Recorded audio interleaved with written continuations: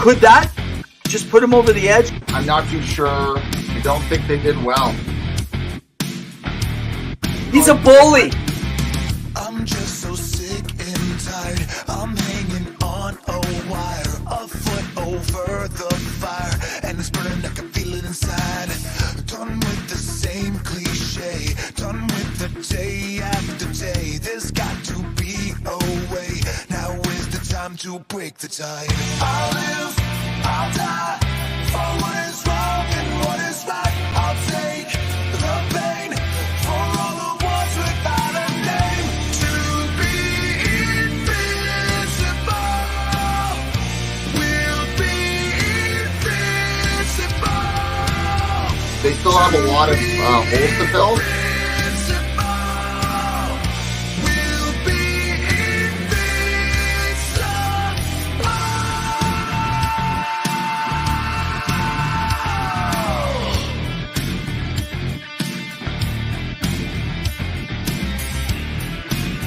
He didn't get fired. He didn't get fired.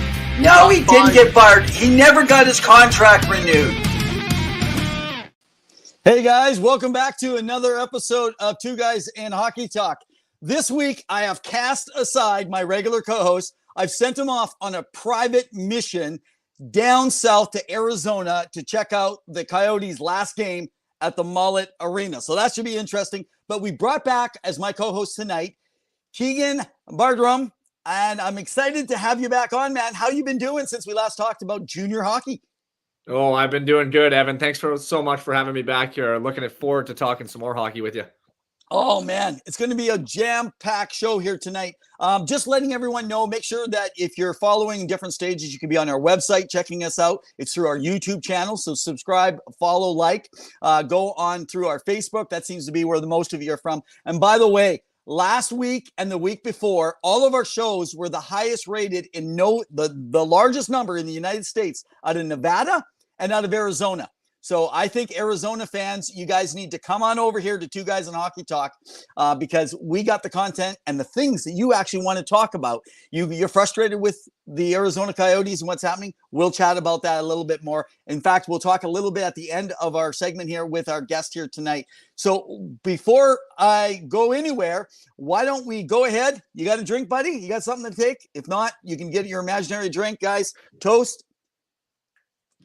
I ain't telling you what's in here. It looks like you're drinking clean. And I've got my stimulant ready to go here tonight. So, guys, our guest headliner tonight is Chris Kostopoulos. He is a rugged blue liner from his past, brought in, worked with the Rangers. By the way, he is one of the guys to play for the Hartford Whalers, unless it was a different Chris that actually played for them, which we know is not true. But I'm looking forward to asking him a bunch of questions. He's been so generous I worked with him for a few months back here to see if he would come on with us here tonight. And guys, so I'm really excited that we can bring on our guest headliner tonight for you. It's been brought to you by JR Web Designs. That is our web designer. Go to twoguysinhockeytalk.com. You can follow our specific shows each week. Go check out all of our guests. Check out the links, how to connect with them, as well as check out with our blogs that are going up there regularly throughout the week. So, guys, hey, want to welcome our guest headliner.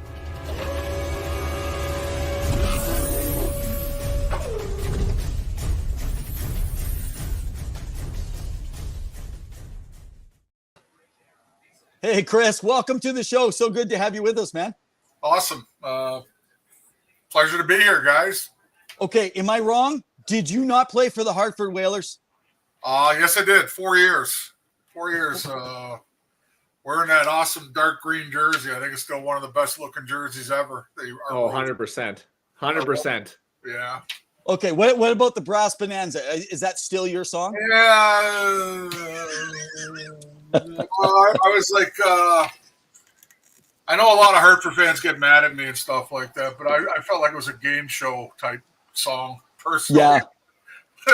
I mean, I couldn't believe what I heard the first night that we scored a goal when I got traded there. And, you know, I guess it's got a great cult following, so I guess it can't be too bad. But I just still think it's like somebody paid somebody to do a game show type jingle.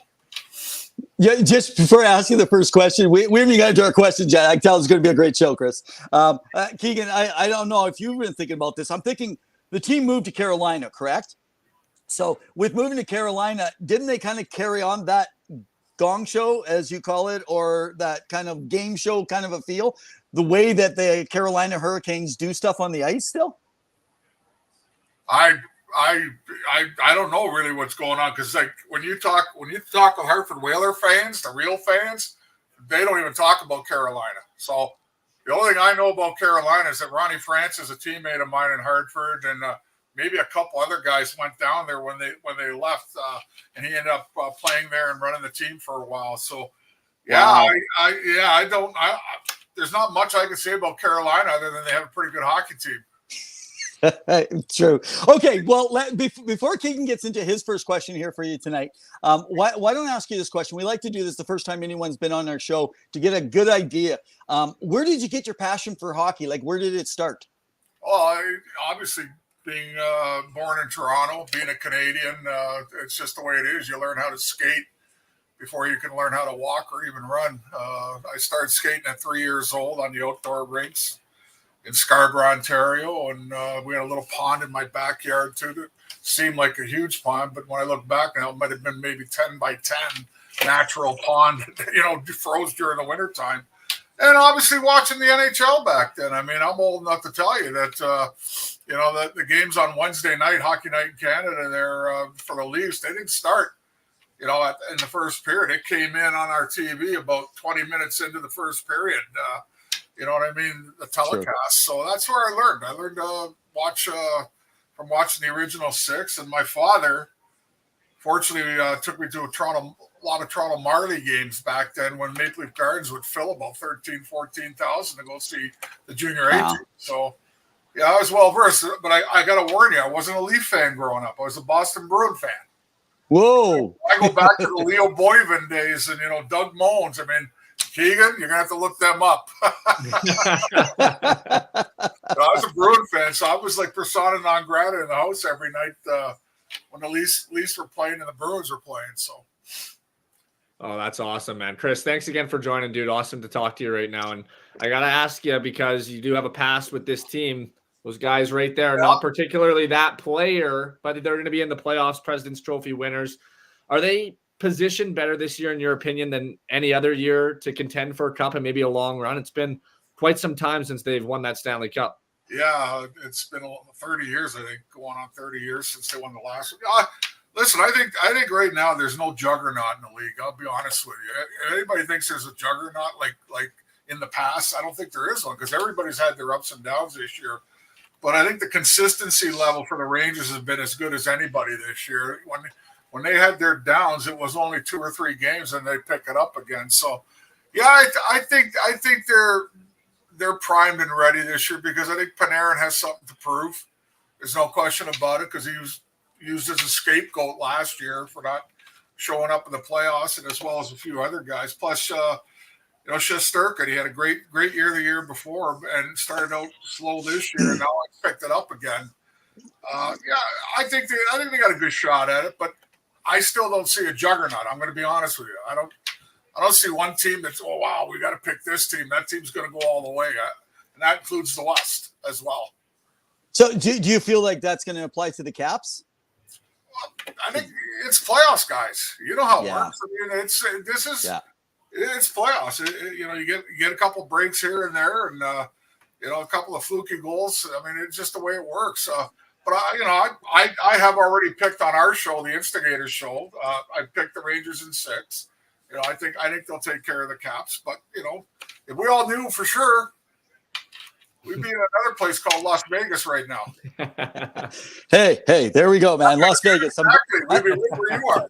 I'm getting ready to go down for the draft here in just a couple months here. So, okay. So just speaking around. By the way, you have so people can go to chriskostopoulos.com. Yes, your own that's website. A website of mine. That's a website. Yeah, and your podcast. How can they find your podcast? Here's the instigators.com basically, but it's on YouTube too. Instigators on YouTube, the Instigators Hockey Show, and we're not we decided we're going to do it a little bit bar style, where we have a few drinks, Paulie D and I, on the show, and I'm not going to say it's parental guidance. It's it's one of those, like, we do swear once in a while, and I think that's the way most people talk when they get into a bar setting. So actually, something interesting. So Daniel Carcilla says hi from last week, by the way. We had him on. I was joking with him just because he was a guy that would get into some fisticuffs, in his days in the NHL. And also, he was a little bit of a disturber. Oh yeah. Well, I joked too. I kind of joked after. I said maybe he took too many hits. He's not following like he used to. So I told him maybe it's the mushrooms that he's doing. But it's been amazing to see his journey recovery. So now that all aside, just around the game. So we're going into the playoff. They're a totally different type of a game. However, do you feel like there's a change coming to playoffs that they still play a little bit old school, or like you grew up, you consider yourself, you were that rugged blue liner, right? Like you weren't just tough, you still stood up, you made sure you got people out. I mean, you did the things that were needed. You weren't just going out to fight, in other words, right? I was never one of those. I fought all the tough guys. Did I win them all? No.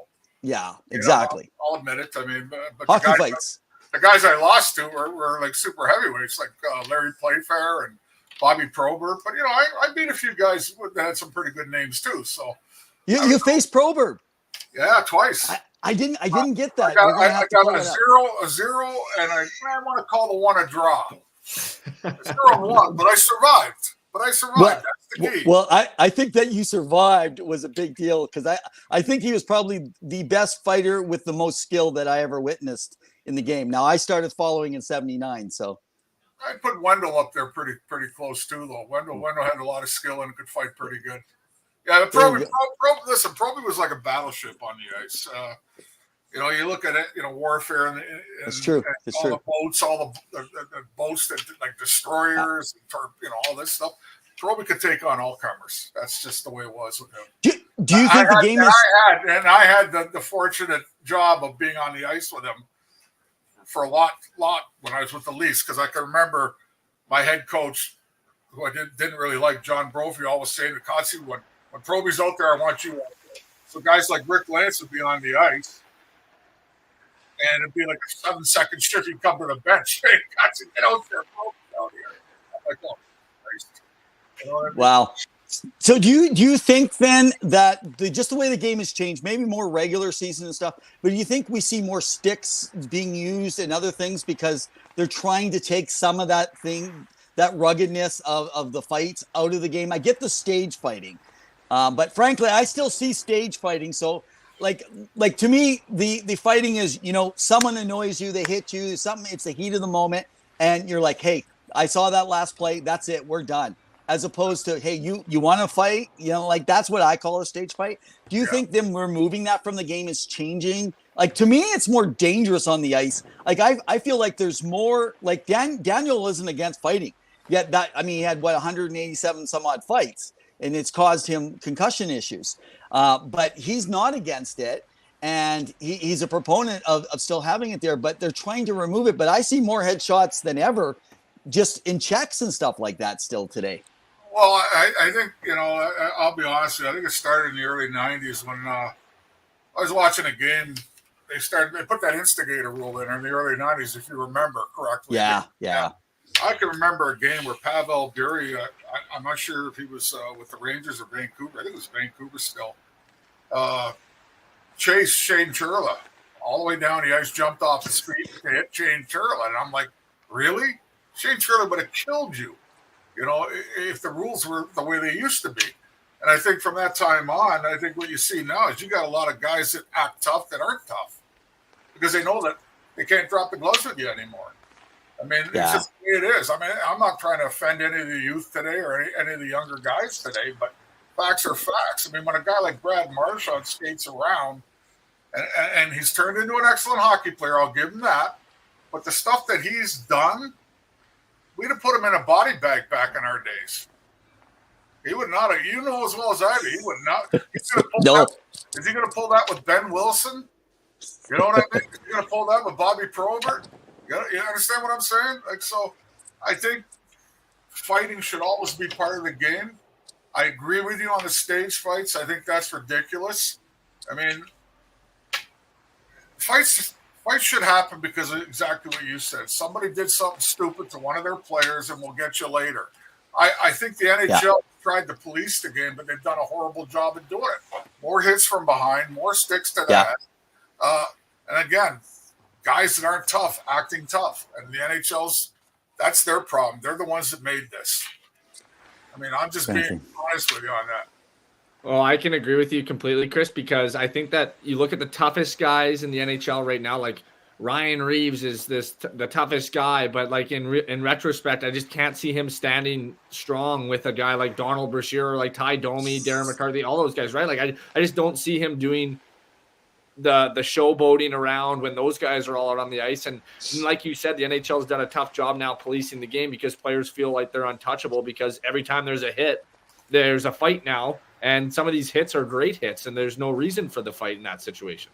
Absolutely, Keegan. I've made fun of it too over the years, and even on our show and other shows I've been on, where if you went by today's rules and brought it back to when I played from 1990 all the way back to the 70s, we'd still be fighting because of the hits.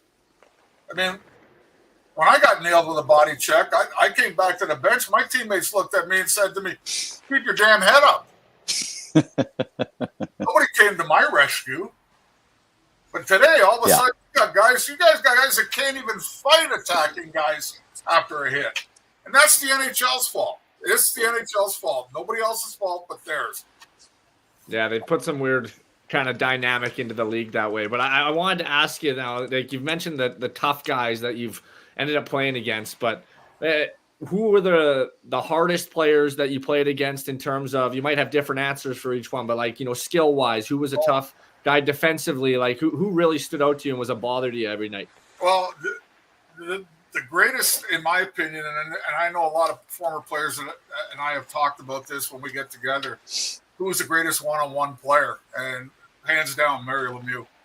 He scared the living crap out of us when he came down the ice. I was always when he got the puck at his blue line, I was always praying that he went to the other side. Don't come down my side. Go to my partner's side, because he calling for a switch. Yeah, he could. Like a lot of people said that he was not really fast, and I'm like, well, what are you guys watching? You're talking about a guy 6'4" that had a stride about a foot longer than everybody else's. You know what I mean? So like, he may not look like he was moving, but he was moving, and he could handle that puck better than anyone that I ever played against. Best one-on-one player by far was Mario Lemieux. Gretzky, to this day, I haven't seen anybody yet have the brain that he had when it comes to the game. There's some guys that come close, but no, he just saw the future way ahead of everybody. I mean, he made stars out of the Edmonton Oilers. Let's call it, call it what it is, guys. I'm not going to say nobody ever heard of Paul Coffey or Mark Messier or Yari Curry. You know what I mean? But they sure did after about 3-4 years playing with Wayne Gretzky. Get a train moving, though, right? Get that train moving, and it just changes everything. It changes the room. It changes the people around. They believe in themselves. So we got a comment. So Jordan likes to come on, and he's a proponent. Just so you know, Chris, here he's saying, fighting will always be part of the game, but so will turtles. Yeah. Well, they turtle in our day, too. So, I think it's got to be part of the game still, but I don't want to see the stage fighting. And I'll be honest with you, it wasn't a lot of fun, like playing in the minor leagues growing up. When I first started in Toledo, we had like 8 or 9 bench clearing brawls back then in one season. I was 19 years old playing in that league that was worse than Slapshot. Trust me, guys. I don't want to see any of that stuff happen again, where you got 5-on-5s and the bench is emptying. But in your day, there was only 1 or 2 guys in your team that you fought for. The other 16 guys are on their own. You know what I mean? But it seems like today, like Keegan, we talked about it already. If a guy gets hit with a clean check, oh boy, we got to go after him right away. I mean, if you hit our star player in our day, we obviously went after you. We tried to police it that night. But if you hit our 14th, 15th, 16th best player, we didn't go after you. I mean, that's the way it was. And that's the way it should be. A clean I hit. agree. Clean hit.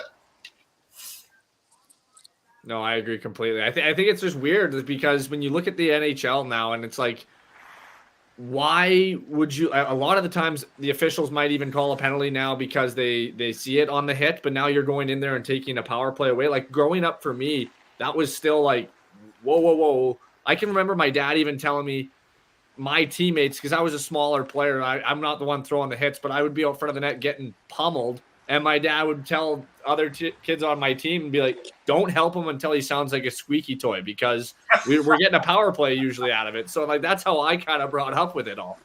No, I understand it. It's, there's just so much that I think the NHL has done good, but I also think there's a lot they've done bad. So I think they need to take care of that one way or the other.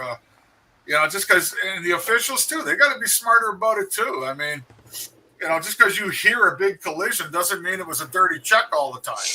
You know what I mean? I mean, I've seen it through college hockey. I've seen it, through the NHL in the modern day. Sometimes they react to the sound instead of what really happens. So 1,000%. Oh yeah. Awesome. So you were just talking about a few of the guys earlier, but is there anyone that stands out to you for yourself? Now, did you play against Wendell Clark also? Not just with him? No, I signed with Detroit my last year, which was a big mistake. I'll admit it was. I wish I could take that back, but I only played 2 games with them. Yeah. I think I played Vancouver and LA. Then I got sent down to Barrie Melrose there in Adirondack my last year. So I was actually looking forward to coming back and playing against the Leafs, but it never happened. But Wendell was a one-of-a-kind player. I mean, so toughest player that you played against. That stands out. It's very. I don't want to pick one guy because there's just so many. But the guy that gave me the hardest time was Brian Sutter. He was like the Black Knight in Monty Python. You ever see that film where he's down on one leg? I fought him in the playoffs with the New York Rangers. I did okay against them. And then I fought him a couple times with the Hartford Whalers. And then I fought him again with the Leafs. But I remember the one time I fought him in St. Louis, and he kind of dumped me in front of our own net. And I got up, and we started swinging, and I cut him pretty good. But he kept skating around like, get up, like that. Like, I finally said to him in our last few years, because his shoulders were going, like his shoulders were really bad. I said, just leave me alone. I mean, like, just leave me alone. I was tired of him. He was such a pain in the ass, but he was a tough guy. People don't look at it that way, but you can go back and look at a couple of his fights where he beat guys like Willie Platt. Willie Platt was a super heavyweight back in the day. He was tough. Oh, yeah. So I had a lot of respect for guys like Brian Sutter. Like, he was a guy that really gave me a hard time year in, year out. He was like the Black Knight. I mean, I never had a problem with him when it come to the fisticuffs, but it got to a point where I was just annoying the shit out of him. But there are so many you could pick back then. Clark Gillies, Roby. I can go on and on and on. There's a ton of them. Awesome, man. Thanks. Chris, when we look about, before I get into your goal scoring ability, what rooms in the NHL, and I know a lot has probably changed in terms of it, but when you were coming through it, which one was the best room that you were in? Which one was the worst visiting room that you were in? That you're like, we got to go there tonight. Like, what kind of visiting rooms? Which one stood out to you the most? Oh man! Well, obviously the best room was Madison Square Garden. Our room was unbelievable. We had 2.5, 3 foot wide stalls. They were spacious with leather seats on them. And, we even had a room in the back after pregame where there's leather couches and TVs everywhere. Wow. Then I get traded to Hartford. I went from that to basically a community center type dressing room. It had shag rug about an inch high. You fit 20 players inside. Like, pick your normal community center dressing room. Yeah. And put 20 NHL players in it. That's how big it was. It was awful. It was awful. I think it was the Civic, wasn't it? Well, I got traded for one of the most popular players of all time. He was voted the most popular whaler of all time up till that time, Mike Rogers, and rightfully so. He was a great player. Dougie Sullivan and I both got traded, and we drove all the way to Hartford on our first day getting there, and we had to get dressed outside the dressing room, out in the hallway. So tell me how that feels. You know, if you're a player. Oh man. You get traded for the most popular player, and you can't find room for us inside the room. Wow. That did not go well with me, and that hung with me for a long time. I can't see why it didn't work out in Hartford as a franchise. Well, I think I love the fans there. The fans are great there. They're still pretty hardcore. Fans are great, but I'll be honest with you. I think the organization was mishandled. I don't think they had the right people running it, and I'm not afraid to say it. I think Howard Baldwin Sr. was a great guy when it come to negotiating the WHA and the NHL and all that, getting them together and getting a team in Hartford. But when it comes to putting in the administration, when it comes to general manager, coaches, scouts, this, that, not very good. And I could care less what people think today. Wow. That's how I feel about it. I mean, I was there for 4 years. I mean, we traded Mark Howe. Think about it. We traded Mark Howe. We traded Mark Howe after my first year. I won the Budweiser Cup for the best defenseman in Hartford after our first year. I scored 13 goals because I played the power play and I could shoot the puck pretty damn good. Okay, my shot was up there in my MPHs. Trust me. People don't know that, but go back to that year, you'll see. And the only reason why I won it that year is because Mark Howe was my partner. Mm. If it wasn't for Mark Howe, wow. You think I went back and got the puck and carried it up? Did Mark get traded from there? Did he go to Philly after that, or was it was a three-way deal. They traded Kenny Linsman to us. We traded Mark Howe to Philly, and then we took Linsman and sent him to Edmonton for Risto Siltonen. That's sorry. Okay?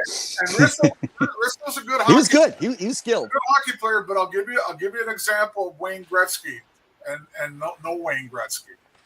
I scored 13 goals, get 34 points or whatever I got that year with the Hartford Whalers. Yeah. I go into a contract year. I don't see the power play now come into the next season. Siltonen's Risto did. Risto got it. Risto scored 6 goals and he had 30 points total on our power play. The year before with Edmonton, he had 66 points, guys. It was 68. So there's a difference between playing with Wayne Gretzky and no Wayne Gretzky. Wow. Yeah, that stuff went on, guys, back then. Where they didn't want to pay me, so they made sure that I didn't play the power play. And the funny part was, I still scored the same amount of points as Risto did that year. And there's still so much politics to it, right? Even on these elite on the elite level contracts or veterans contracts, or for buyout.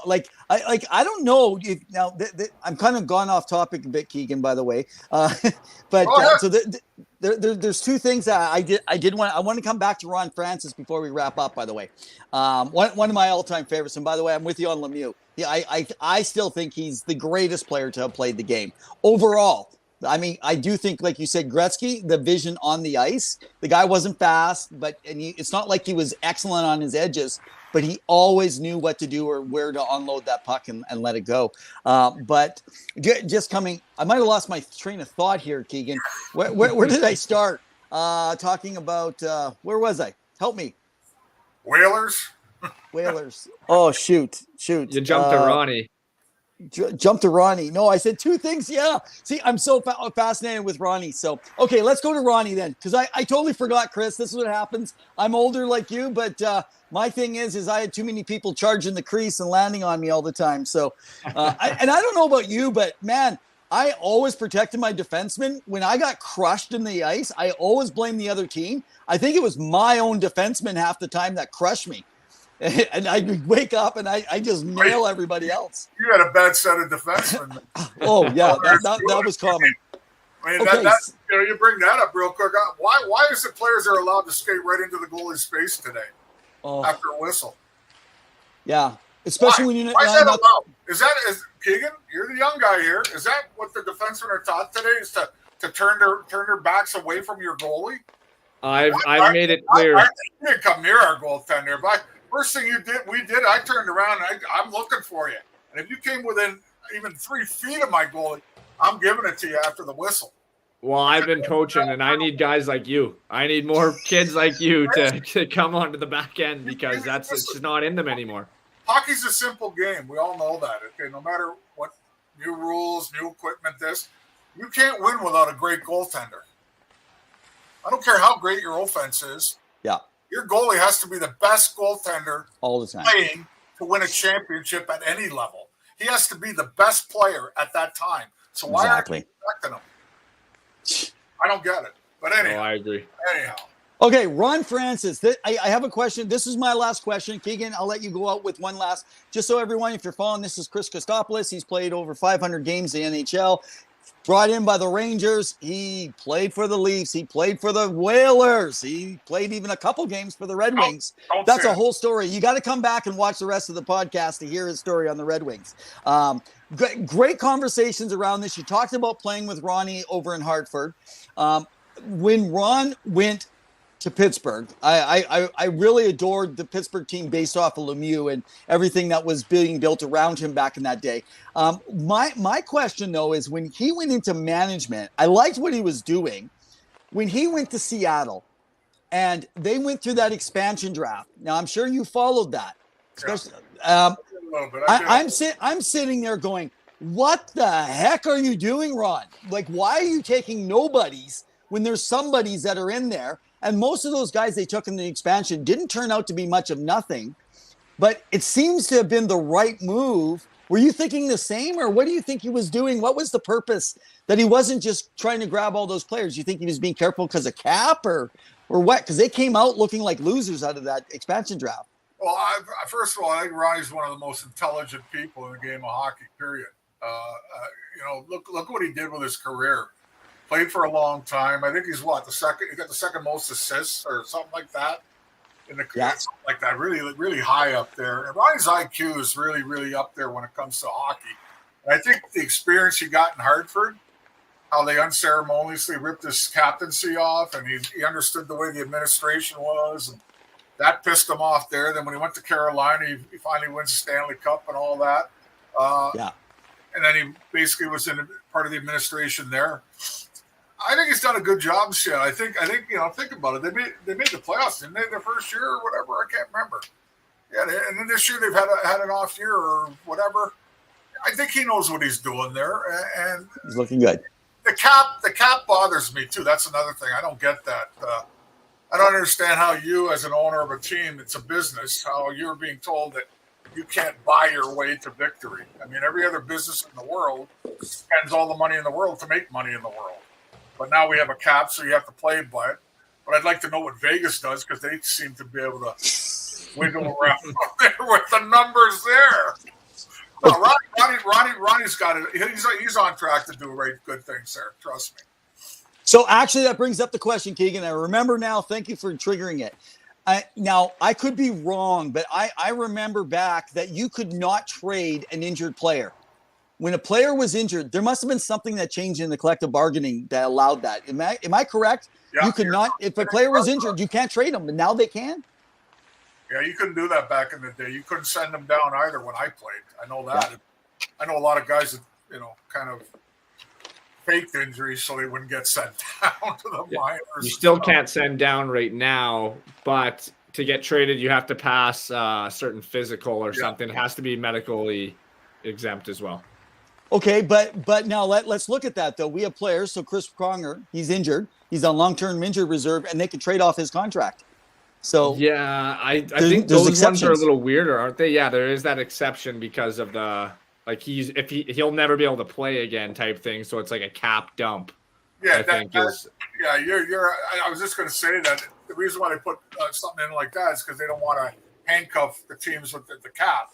Stuff like that, but I just think they should get rid of the cap. If you can't run your organization right, you don't deserve to have one. That's just the way I look at it. I mean, look at Arizona, Gary Bettman's baby. How's that working? Okay, that's where we wanted to kind of end up and wrap up a bit here. I'll let you ask your Pee Wee question though to go out there, Keegan. the Pee Wee Invitational question before we wrap? Yeah, we can keep it quick too. I've always heard about this Pee Wee Invitational in Quebec, and I know that you were able to go to it, and I was on a pretty good Pee Wee team myself back then. But out here out west, like, we wanted almost everything that we could, and I never even had heard of it until I got a little older. And I'm like, well, I know it's invitational, but do you know, like, what makes it so awesome to go to it and be a part of it? And I know so many players go to it. Is it just like the international basis that makes it so memorable? I just know, I was playing for the Toronto Marley Shopsies then in Pee Wee, and we played Don Valley, which is another top team in Toronto. But the reason why it's so big is because you're Pee Wee age, and all of a sudden you're playing in front of 10,000 people. Think about that, guys. We're playing at the old Quebec Coliseum. The Coliseum in the mall there. Leagues play. Yeah. You know, I mean, I'm stepping on this ice. I'm like, holy Jesus! There's 10,000 people here watching from every game throughout the whole tournament.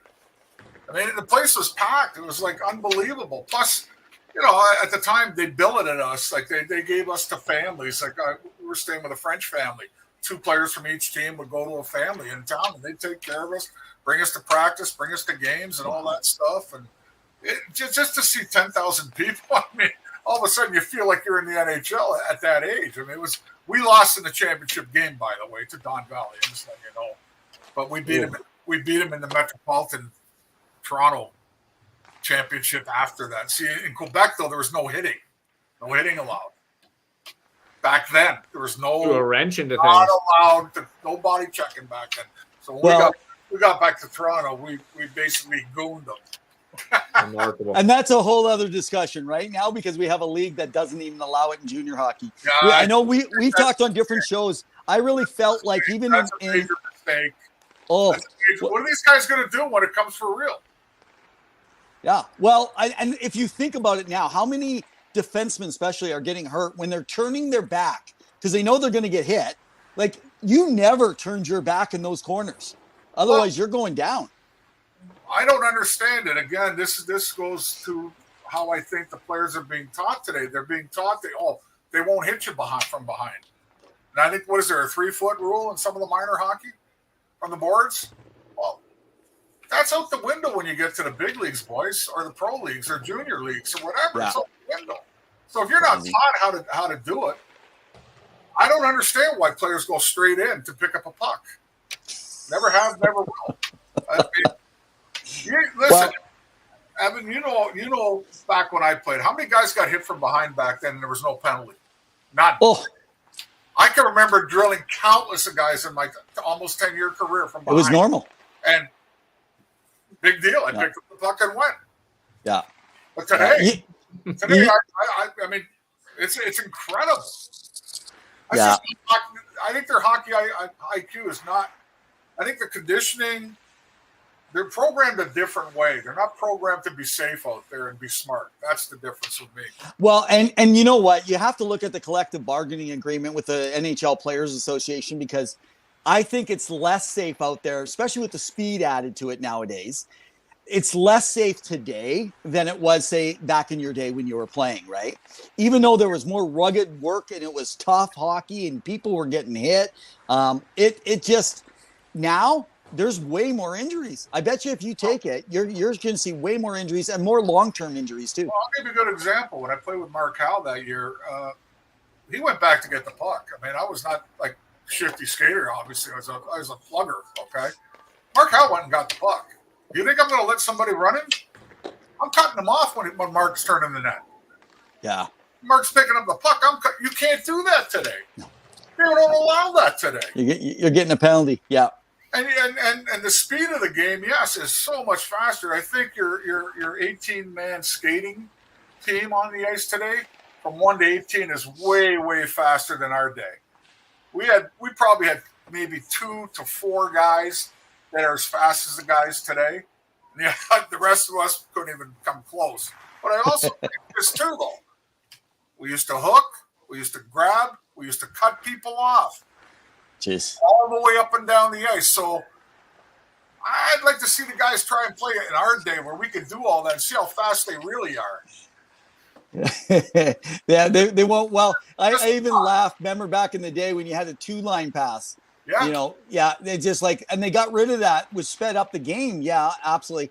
And people forget a lot of the times during Gretzky and Lemieux, they were working. They didn't have you weren't just offside at the blue. You had to get those 2 lines, right? Yeah. I mean, which was much more difficult, and yet there were still a lot of goals. Yeah, everyone doesn't know the game from before until you describe it. It's so difficult now, right? Well, I mean, again, there's a lot of tugging, a lot of grabbing, a lot of cutting people off, a lot of interference that was allowed in our day. And today you can't do that now. So when a guy picks up the puck with a full head of steam today, there's no impediment anywhere. Yeah. You touch him. I mean, come on, guys. Tap. That's a slash. Come on. Really? I mean, look at the rules today. That's a slash. As soon as a player's stick gets touched, they throw their hands in the air like an actor. I mean, like, this is the NHL's causes. This is not the players' fault. This is the NHL's fault. Nobody else. Yeah, exactly. So we're going to have to call it a wrap so we can get a few things in. Chris, man, it's been great. I want one last thing to go out with. You kind of mentioned it a little earlier. Tonight, we're going to be having my co-host is jumping on from Mullet just before the game starts here at 8 o'clock Mountain Standard. So that's 7, I guess, in the Pacific. And that's going to be 10 o'clock Eastern time. I feel bad for you Easterners. It's hard to watch the games in the West without. I still stay up to watch them because I usually don't get up till noon.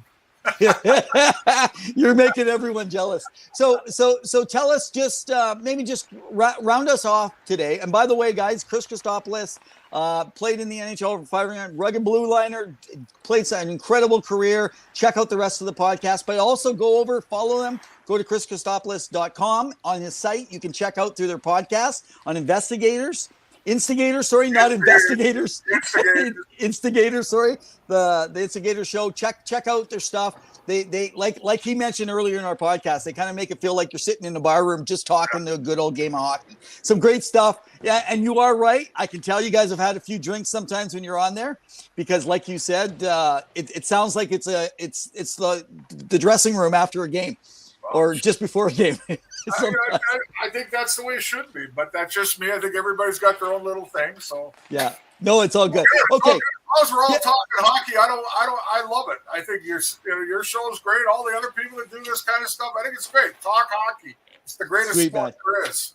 Okay, throw out just your thoughts on the whole thing that's come down with Morella, the team leaving, what's happening.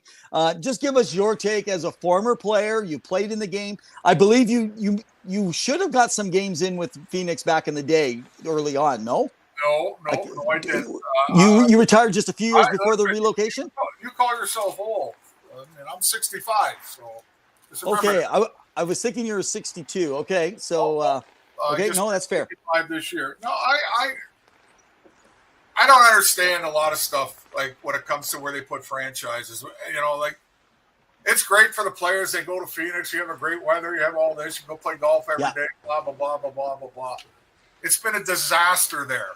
Sorry, it's been an absolute disaster there. Now they're talking about going to Salt Lake City. Really? Do you think they're going to put 18,000 people in the stands there? Isn't that a heavily proportioned Mormon country? You know what I mean? I'm not making fun of them. I'm just trying to tell you. I mean, move them. But hey, they've been pretty good supporters of the IHL and the AHL over the years as well as they had a great history with Salt Lake City in the Central Hockey League when I was playing. I understand that. But now we're talking 18,500 and it's not going to be minor league hockey prices. Yeah. Well, and I think that's the key, right, on the prices. I feel sorry for the players that have played there because it's been, like coaches have come and gone, players have come and gone, and they just can't put a base there. And I think they should move them. I think they should move to Quebec, Hamilton, anywhere. And the last thing I'll get in before you cut me off, Atlanta. No, you've tried twice. Anson Carter, I've met you. I've talked to you. Please stop the BS. Atlanta's no good. Oh man. Yeah. Can we throw a short on our channel? Anson Carter, no doubt from Chris. We won't throw you under the bus yet. I mean, he's obviously got a group together that's willing to put some money in. He's probably making a a little dough out of it himself. I know. So much of this is about money, though, right? 3 times you're going to go there? Please. Yeah. Jeez. Well, Chris, it's been great having you on, man. We greatly appreciate you taking the time out of your busy schedule. It's been an honor. Guys, take care there, Keegan. Keep Yeah, going. nice to meet you. Thanks so much. Go on. All right, guys. Thanks. All right. Cheers, man. Hey, guys. That was awesome. Great having our boy on over there. That was absolutely sensational. Chris, we appreciate all the stuff that you're able to bring us there, just based on being our guest headliner.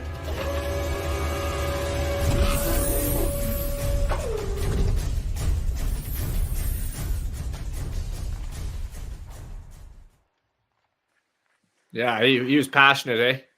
Oh man, I gotta love it, guys. So if you haven't, we're gonna put the links on on our site. We will be putting on for Chris so that you guys can go over to his website, check it out. So this is something that he was part of his career too. So he came on as a freebie for me tonight to join us for our Two Guys in Hockey Talk show. So guys, make sure you give him a follow. Go check out and follow the Instigators Hockey Show. You guys will love it. It's really good stuff. Sometimes you just don't know what's out there. And I'm telling you, as much as I love you, Biz, you guys at Spittin' Chicklets, just because you got the numbers doesn't mean you're the best show out there. You know, as Daniel Carcilla not Daniel, it was Michael Devillano. He's the head U.S. scout for the Everett Silvertips and the Detroit Red Wings. He was just saying that there a week. He's like, am I on Spittin' Chicklets? You know, it's just like, no, we're better, but we just don't have the follows like the Spittin' Chicklet boys. So but anyway, yeah, no, Keegan, man, that was a great. I love the stories. Like, you go to his channel and you watch their podcast. I mean, the story, they don't stop, and I love it. That, like, you know what it reminds me of? Now, for you Americans, I'm in Canada, and in Canada, the Canadian Football League is good old boys. And like, I'm friends with about 100 plus guys from the CFL, former, current. And I'll tell you, they just talk, and that's what I love about the old boys that played hockey. They're like that, you know, and I definitely appreciate it. So thanks so much, Chris. It's been great. All right. Yeah, it was awesome. Our next, so by Integrity Sports Network, guys. So the Sports Empire Network, which we've been working with, has changed up. We've gone to the Integrity Sports Network, and make sure you give them a follow for all your different podcast needs to be able to check them out. Right now, what we're going to do is we're going to jump around the rink with Keegan.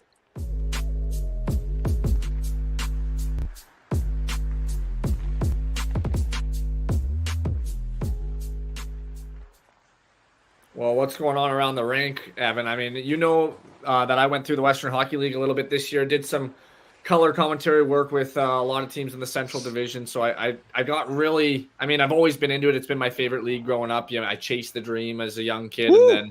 and then you never make it, and you're like, I got to get there somehow. And it's okay. Well, I'm going to do the media side of things. And let's be honest, I'm probably better at the media side than I was at the playing side. And I love the Western Hockey League, just being a part of it this year. And there's so many people I could thank for the opportunity this year to just work with those teams. And I mean, just looking at right now, the second round of the playoffs is underway, and it's something that I follow really closely, not only because a lot of NHL draft talent comes out of the Western Hockey League, but just in general, the amount of great series that have went on. And will toot my own horn a little bit here. Yeah, 8 do for it, 8 man. in round one. 8 for 8 in round one. I'm close here in round two if everything kind of ties together to potentially go 12 for 12. But it's I mean, Saskatoon's looking like they're going to sweep Red Deer tonight, and Wow. that's a really good Saskatoon team that was amongst the top in the CHL all season long. So they're a wagon of a hockey team. Moose Jaw 1-1 with Swift Current in a battle of Savoy and Geeky, the big trades that went on it earlier on the year. Hey, I'm going to get you to hold the thought. Just hold the thought on Geeky right now. Our co-host, Pawel the Cat, is coming to us from Muller Arena down in Arizona. We better get him on so we can get to the game. Geeky's drafted there. Hello, everyone. How are you guys? Woo, Good. How we're are you, doing man? good, buddy. Good, Keegan. Great job so far. I think I can replace you with Evan so that you can come on the show and be the new two guys. A great interview with Chris. That was phenomenal. Yes, I am here outside of the arena, Mullet Arena.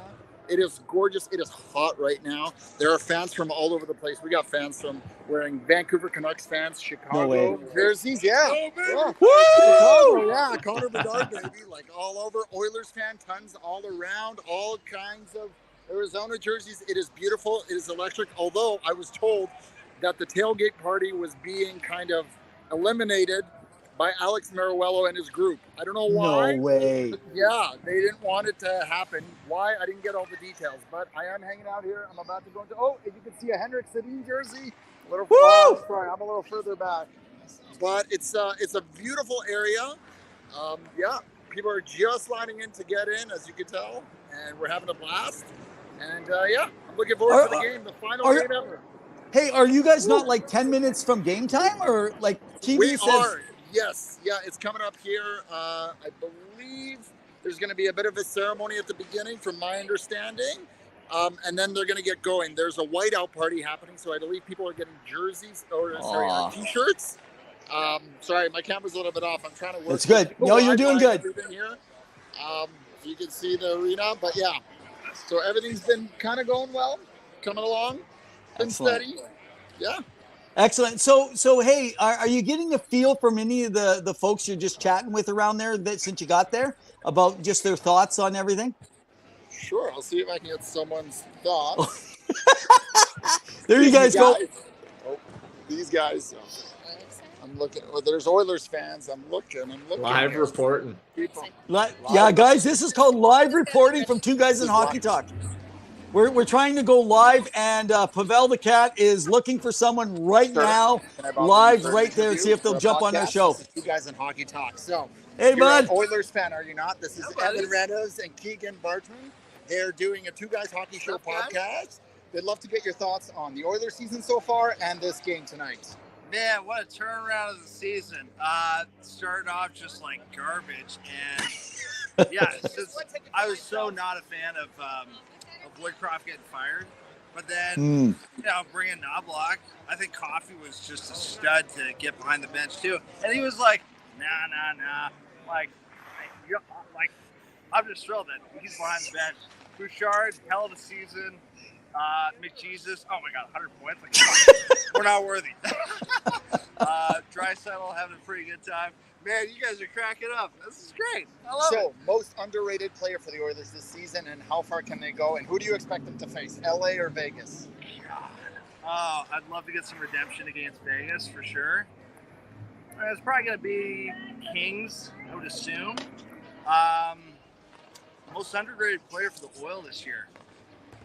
Who's had a great season? Desharnais, Hyman with 54 plus goals. Okay, look, I saw the Knights play here, like last week or something like that.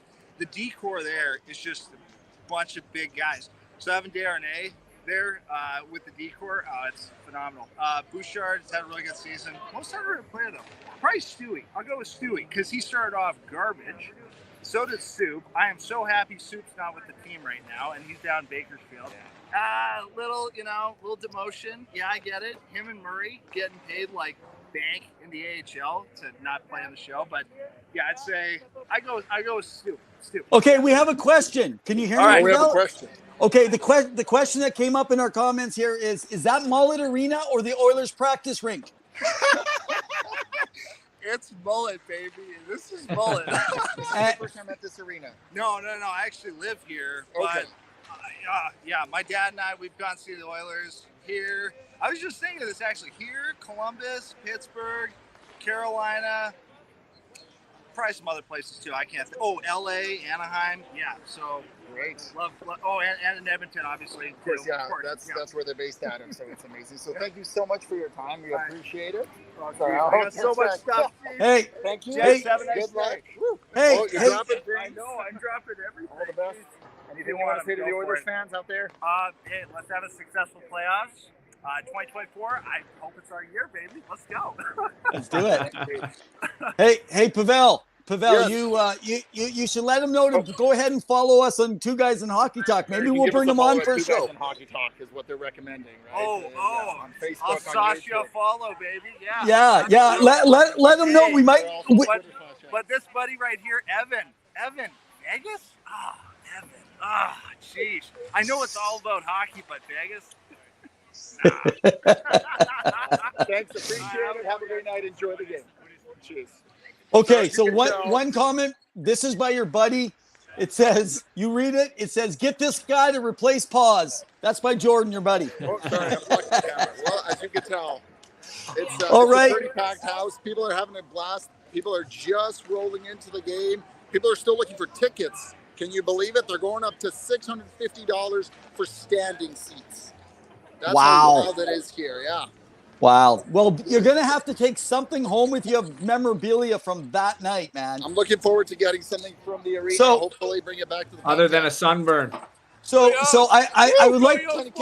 Can we get your thoughts on, are you a Yost fan? Die hard okay. Yost fan. Okay, what's going on? Okay. Are you sad, upset? I'm what's devastated. Going on? This sucks. Okay, because we got Keegan and Mottram and Evan Rems from Two Guys in Hockey Talks. They do hockey podcasts all across all teams, and they wanted to know your thoughts on why they're moving, what's going on.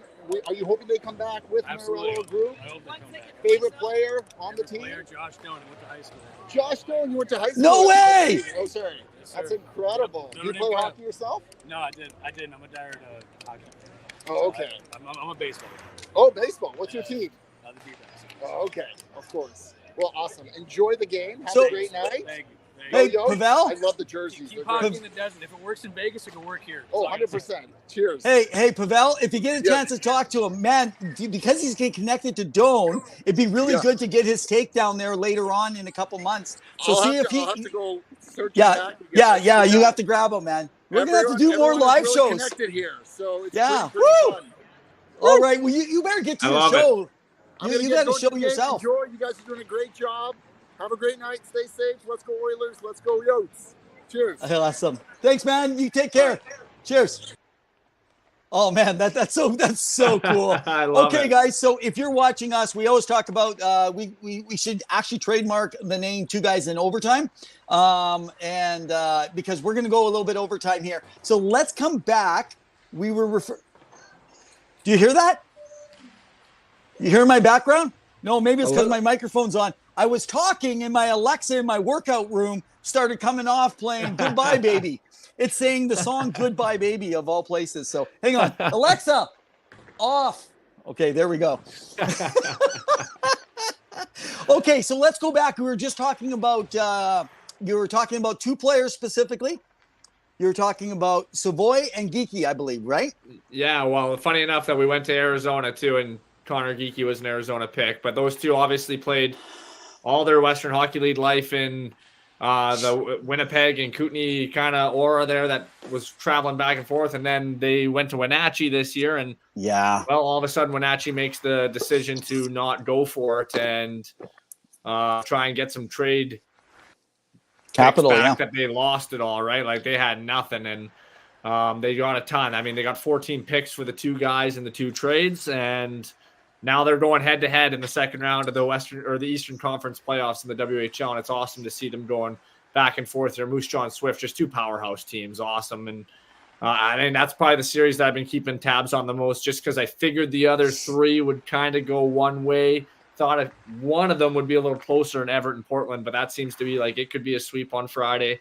And I mean, you could have 3 second-round sweeps here in the Western Hockey League second round, which is kind of crazy to believe. That's crazy in the second round. Yeah, when how good both everyone is. I mean, 2 5 seeds did win in the first round, but I mean that's not surprising. That's kind of what I had, so I figured that maybe they'd be able to pull 1 or 2 games out in the second round, but no, it's been all but the top seeds here. Who do you see as coming out of the West, like the top 2 more? Do you consider a powerhouse? Yeah, my championship was Portland over Moose Jaw, and simply put, I think Saskatoon never gets over the hump, and I think that Moose Jaw is just a little too much, so they might come out of the East, where Portland, as good as Prince George has been, it's awesome to see hockey up north again and Prince George thriving, but Portland is just too deep, and they got a good goaltender, and they just have so much to give there, where PG is more the high gun offense. That can they stop it? Is it two high powered offenses coming together? Portland to me just seems like the best all around team, and unfortunately I didn't get to see them live this year like I did some of the other US teams, but they them over Moose Jaw is my choice. And Swift Current was so close to taking out Moose Jaw in my bracket, but I had to stick with Moose Jaw. Interesting. Did you get to see of course, the series with Red Deer and the Medicine Hat? Any of the games? I didn't get to see the games in Med Hat because I was working the Lethbridge Swift Current series in Swift Current. So they schedule games on the same night in the Western Hockey League for the most part. And I kept real close tabs on it, obviously being in Med Hat or being a Med Hat guy. And I mean, they had the jam-packed co-op place here for the first time, aside from the Connor Bedard days. And I mean, you look at, they had that 3-4-0 lead in game one and lost it, and Red Deer came back, and the Red Deer was the better team in the series. I just thought Medicine Hat was a little too youthful this year to get it done, maybe overachieved in the first half, but they are on the up and coming for sure, and a team in the next year and on for about 1 to 3 years span, they're going to be a team in the CHL to be reckoned with. You know, so something interesting. So I actually got out to the one game. I got out to game number 3. I did see that. In Red Deer. And I have to be honest, you know, like a lot of people are all over Basha. I'm not seeing, like, I'm looking. One thing that I've mentioned, I think I might have mentioned on the show, like McKenna is like a man amongst boys out there at 16 years old, just turned in December. Right. Yeah. I mean, it's a shame that he can't get a year. Like right now, he'd be the number 2 overall pick this year if he was put into that draft 2 years ahead of time behind Celebrini for sure. Like, you know, taking that chance. In fact, some might even consider taking him now. But interesting, I feel like they don't have good team chemistry. Like there's lots of times they don't give it to McKenna when he's the open guy out there. It's like they don't want him to get the creditors. Like, I don't know. I've watched 2 games live with him, and I've watched about 5-7 games like on TV or through streams.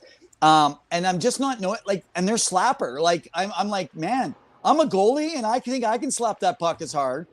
14-year-olds can, like, they did not have anybody shooting from the point. Well, like it was kind of sad seeing Lindstrom out. And frankly, even Lindstrom, I'm a little concerned. Like right now, you guys are going to notice when I put out my top 15, I've dropped them. I'm really worried about this injury that, you know, a lot of people have moved him up and stuff like that, but I don't know. With Caden, it's a little difficult, right? Because you missed a lot of time. Like that's tough on any kid. And I think that, I also had this feeling that he would drop, but part of me thinks at 6'3.5", 215 at that age, I feel like somebody's going to pull the trigger, right? And just give him the opportunity to fully recover. And now he's got a whole off season to do it too. That's true. And as far as the team as a whole, from just I worked in the stats department there this year too, so I see them quite a bit too. And Andrew Basha to me did fall off out of the top round. He might go really late in the first round, but to me, he's a high second guy. Yeah, that's what I think too. But on that power play, and yes, Medicine Hat lacked it this year because they did lack a big shot from the point. They kept 3 overage defensemen who were not necessarily, aside from Drew Krebs, I don't think power play guys. And the big heavy shot that you get from like an Evan Bouchard or anything like that. The Tigers ran a 5 left-handed forward power play, and it's real hard to, you want to give Gavin McKenna the puck, but then that's taking away touches from Lindstrom, taking away touches from Basha, from Oasis Weisblatt, and my most underrated player going into this draft is Tomasz Mercic. Somebody's going to steal him in somewhere in the middle rounds, and that is true. He gets lost in the weeds amongst this high-end talent. And I just think that the Tigers, they were really young this year. And it was just they had all this energy and gung-ho and went off and did so well. And it showed in the second half when the 68-game schedule kicks in. A lot of these guys, this is the first time they've done that. And the rigorous schedule that is the Western Hockey League. So I think that they are going to learn from it. And now they're adding even more with youthful talent coming. Plus, on top of it, they have 20 picks, not in this draft, but the following draft, to move around if they want to add. I didn't realize that. Oh my gosh. It's just as a counterpoint though to the touches, by the way, the 2 games I was at, that was against the Oil Kings end of the year. That was that 9-8 game or whatever. And then Caden was not playing in neither one of those games, and he wasn't still getting, he picks up the puck and then plays with it, passes, sets everyone up. Yeah. It's going to be interesting. Yeah. I was kind of a little concerned just about how they kind of set things up with the kind of the coaching strategy. Maybe they're gonna have to change. But if they're missing, I did not know about the left-handers, and Yeah, that it's makes crazy. because I kept constantly noticing that they play strong on the left side a lot more than the right, and that could be just more of a natural, just a go-to for them, right? Well, and McKenna, he's the distributor. Like, he just sees the ice so well that I saw it when he played with the prep team here. The first real chance I could get to watch him and kind of analyze him live in person, and he was able to move and just draw so much attention. And it's not about putting it on the tape; it's about putting it into an area for a teammate. And he's so good at putting it into those soft areas that he's just going to load up on assists, and then to top it off, he's got a wicked shot, and he's only going to get bigger. Like you said, he's only 16. He's only going to get stronger. It's crazy how good he is right now, and he's still 2 years away from a draft. That's absolutely crazy. Well, we are getting to the time. I had hoped to cover a lot more around junior hockey.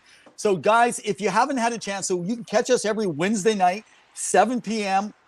So there might be some more opportunities. Keegan, if it works out, love to have you back on sometime co-hosting with us, or we'll just talk some junior hockey.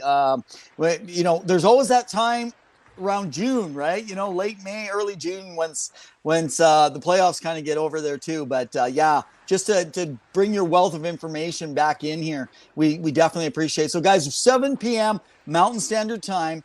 Every week, 7 p.m., we run 41 to 42 shows a year. We start right after the long weekend in Canada in September, and we end right after the last Wednesday, right after free agent frenzy. And then we take about 7 weeks off. Otherwise, we take Christmas off. We are with you full show. So I like to thank one of our sponsors. They have wrapped up their season, the Kalkaska Battlers in the Michigan Independence Hockey League. They just completed their first inaugural season over there in Northern Michigan. Definitely check them out, the Kalkaska Battlers. You can go follow some of they're a semi-pro league.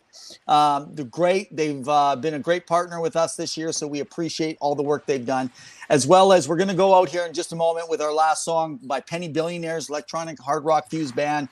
We'd like to give a shout out and just say, hey, check them on anything. If you haven't, check out our song Invincible. They got some really good stuff if you like hard rock, and these guys have some really good videos that you can follow if you're into the old Much Music, which most of you know no clue what I'm talking about. Much Music. I miss those days.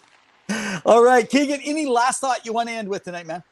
No, thanks again for having me on. Always a pleasure. And yeah, whenever you need, I will gladly hop on and talk anything junior hockey, NHL, whatever you need.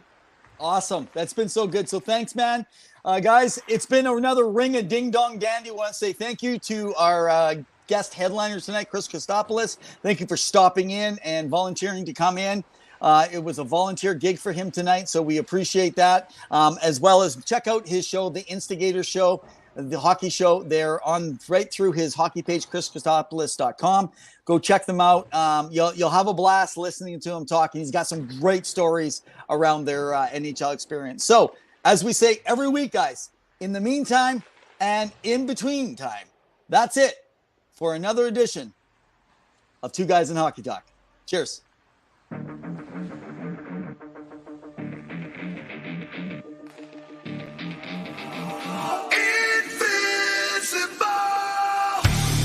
Could that just put him over the edge? I'm not too sure. I don't think they did well. He's a bully. I'm just so sick and tired. I'm hanging on a wire, a foot over the fire, and it's burning. I can feel it inside. Done with the same cliche. Done with the day after day. There's got to be a way. Now is the time to break the tie. I'll live, I'll die for what is wrong and what is right. I'll take the pain for all the ones without a name. To be invincible, we'll be invincible. They still have a lot of holes to fill.